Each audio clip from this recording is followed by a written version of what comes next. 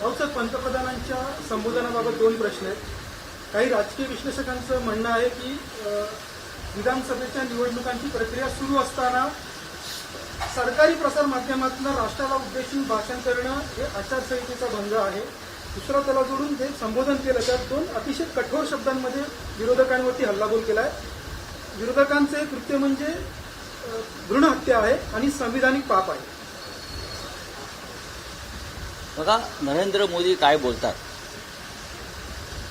याकडे देश गांभीर्यानं पाहत नाही. एकतर ते सातत्यानं बेकायदेशीर, नियमबाह्य आणि निवडणूक काळामध्ये आचारसंहितेचा भंग होईल असं वर्तन प्रधानमंत्री करत असतात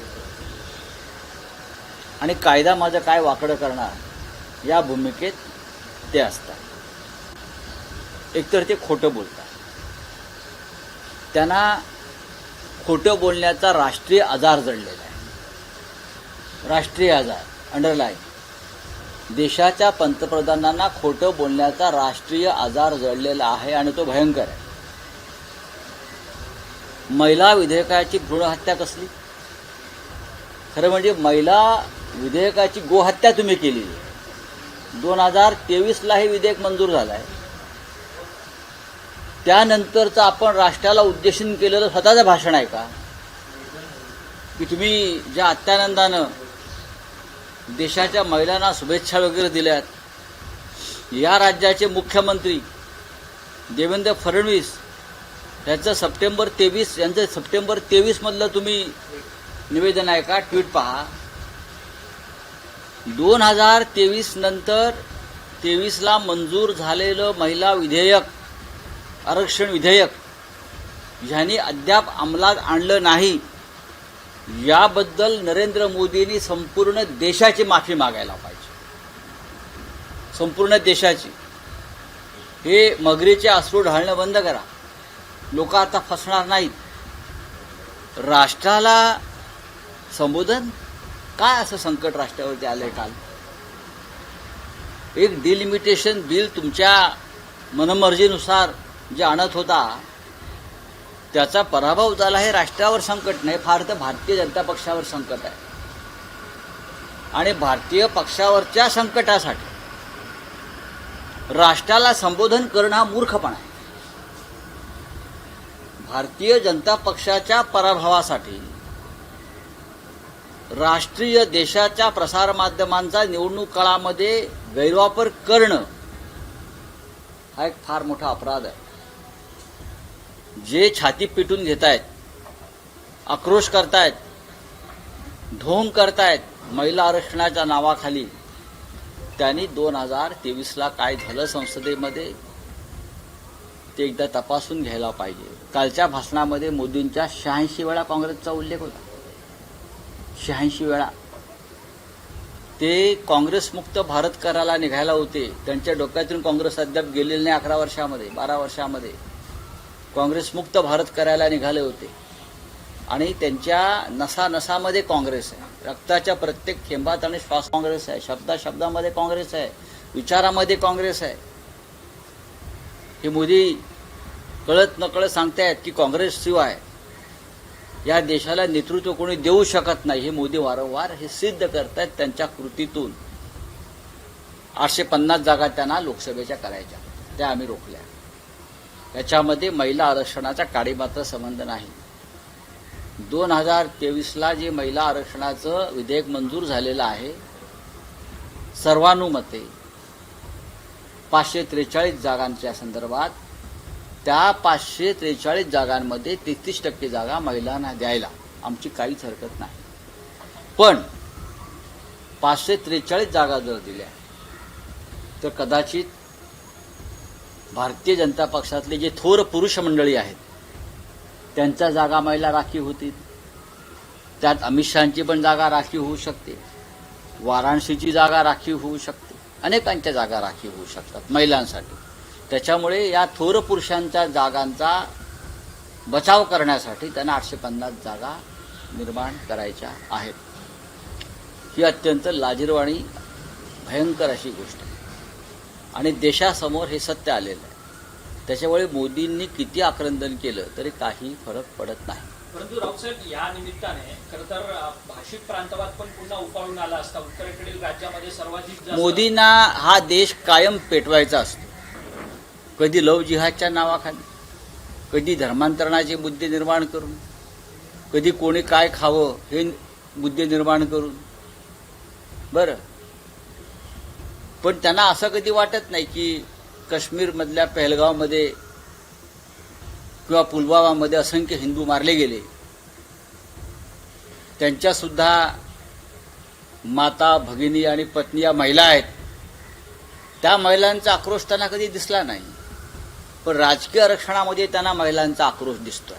छाती पिटत महिला खासदार वगैरे ज्या राहुल गांधीच्या घरासमोर वगैरे जे काय फिरतायत ना, ही ढोंग बंद करा.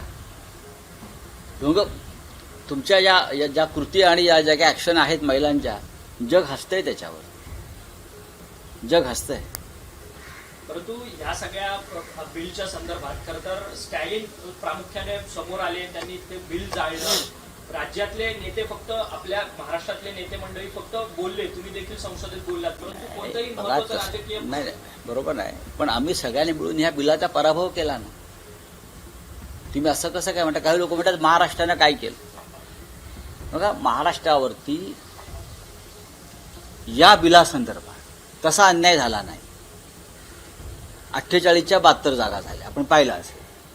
तरीही आम्ही दक्षिणेतल्या राज्यांवरती अन्याय होतोय किंवा भारतीय जनता पक्ष हा देश तोडायला निघालाय, देशाचे डिव्हिजन करायला निघालाय, फोडाझोडा राज्य करा, या एका भूमिकेवरती आम्ही एकत्र राहिलो आणि दक्षिण विरुद्ध उत्तर हा संघर्ष पेटून या देशाला आग लागू नये म्हणून आम्ही स्टॅलिनच्या बाजूने उभे राहिलो. परंतु सध्या महाराष्ट्रात मात्र धर्मांतरण किंवा हिंदू मुस्लिम हे वाद मोठ्या प्रमाणात निर्माण होताना पाहायला मिळतात. एकीकडे डिलिमिटेशनचा मुद्दा होता, तो डिलिमिटेशनच्या मुद्द्यावर पाणी फेकण्यासाठी अशा प्रकारचे मुद्दे सातत्यानं काही संस्था आणि संघटनाकडून निर्माण केले जातात.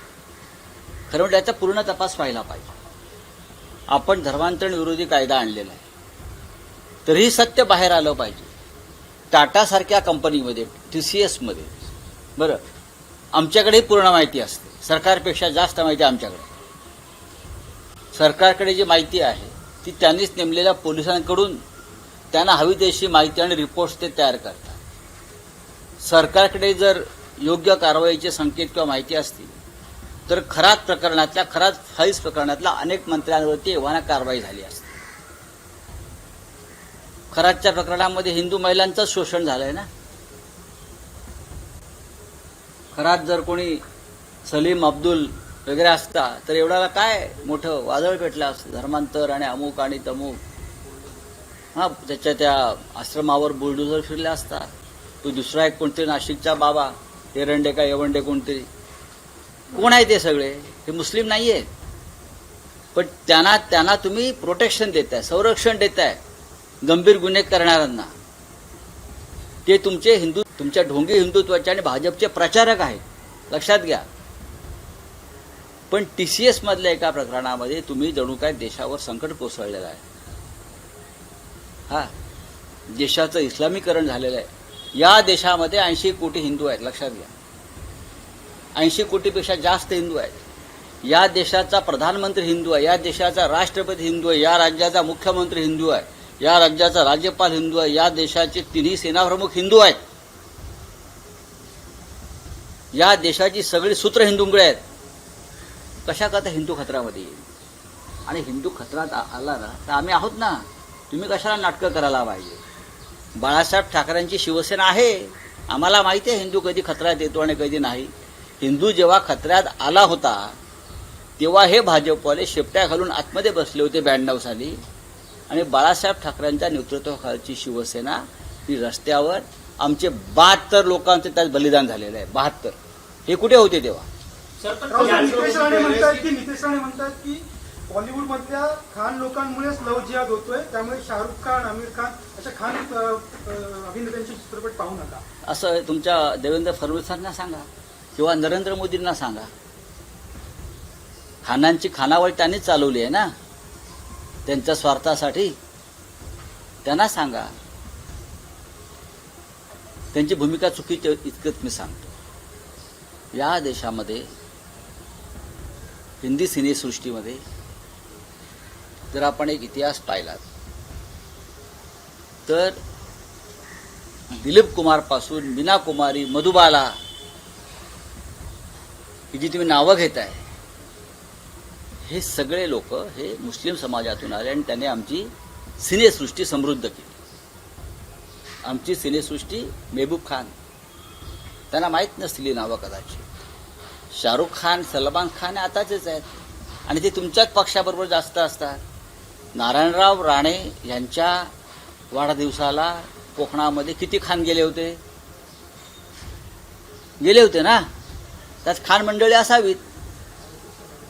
RSSच्या कार्यक्रमात सलमान खानला जेव्हा बोलून त्यामध्ये देखील वाद निर्माण झाला होता. आहेत ना. जपून बोललं पाहिजे. आपण या राज्याचे मंत्री आहात आणि या देशाचं संविधानाचा जरा अभ्यास करा.